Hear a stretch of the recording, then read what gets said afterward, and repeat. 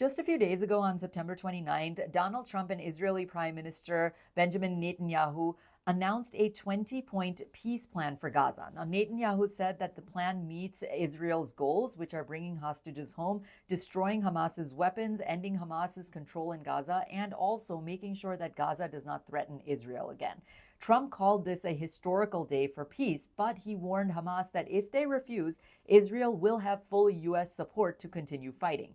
Now, this plan does have several parts. First, it calls for an immediate ceasefire. Second, Israel would release Palestinian prisoners while Hamas would release Israeli hostages. This would start within 72 hours. Third, Israel would pull back troops step by step, but only if Hamas gives up its weapons. The plan also sets up a temporary government in Gaza run by local experts with help from international leaders, including a board of peace where Trump himself would play a massive role. The bigger goal is to rebuild Gaza, and it's in this plan. It's called New Gaza, with foreign money, jobs, and housing, but without Hamas's military power. The deal even offers amnesty for Hamas members who disarm while pushing others out. Those that basically refuse to disarm will be essentially eliminated. So there are some strengths to this plan, right? Trump and Netanyahu are standing side by side, showing unity, which does give this 20-point peace plan a little bit more weight. The proposal also puts very, very heavy pressure on Hamas, which is also a good thing. It's either that they accept the deal and join the rebuilding, or they risk more war and isolation, which at this point the whole world is against. By adding international oversight as well as promising aid, the plan may also get support from Arab countries like Egypt and Qatar. And the messaging was really clear here, right? Netanyahu said directly that the plan achieves Israel's war aims, while Trump called it a step towards peace, which, if it goes through, it really is. But with that being said, there are some major challenges here. Hamas has not agreed to this plan, and without their cooperation, none of these 20 points can move forward. Even if they did, making it work will be really, really hard. Disarming fighters, you're talking about setting up a new government, you're setting about rebuilding Gaza. These are huge tasks, and these are not overnight. So Netanyahu also faces tremendous pressure back at home, since some of his allies oppose any deal that looks like a compromise. Trump has his own credibility problems too at this point.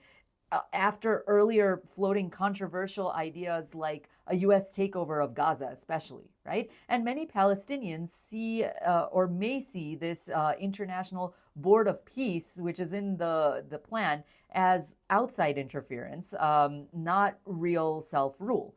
So the next steps here are crucial. We'll need to see if Hamas gives any official answer, how Arab countries respond, and whether the U.S. commits real resources to make this happen or to give Israel the power to keep fighting. So small signs here, like a hostage release or the start of a ceasefire, will show whether this plan is real or whether it's just diplomatic talk at best. Here's my take on this, right? The reality is that no written agreement is going to stop hardened extremists like Hamas from regrouping, rearming, and resuming violence. Even if Hamas were to sign on a peace plan of sorts, even if it signs it on paper, it doesn't erase decades of ideology as well as infrastructure. It doesn't erase the things that they stand for. Trump's Gaza peace plan actually reads more like an optimistic blueprint than an actual plan, right? Than something rooted in the realities of what's going on in terms of terrorism and power struggles in the region. At best, it highlights the desperation for stability in Gaza rather than offering any sort of credible path to it. So while Trump may frame this as a step towards a Nobel Peace Prize, the plan looks less like a long-term settlement and more like a pause button to me in geopolitics. Netanyahu has already made clear that Israel will retain control of most of Gaza and rejected the idea of a Palestinian state outright, and he's done this the whole time. That undercuts the very notion of self-determination in Gaza, right?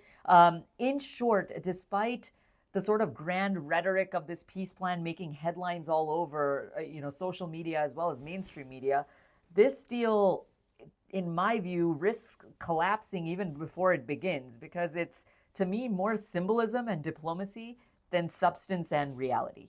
I want to know your thoughts on this. We'll be seeing more of this in the coming days in terms of what's going on. I just want to know your thoughts and if anyone can call it. So leave your comments below. Until next time, this is Priyanka Deo signing off. Namaste.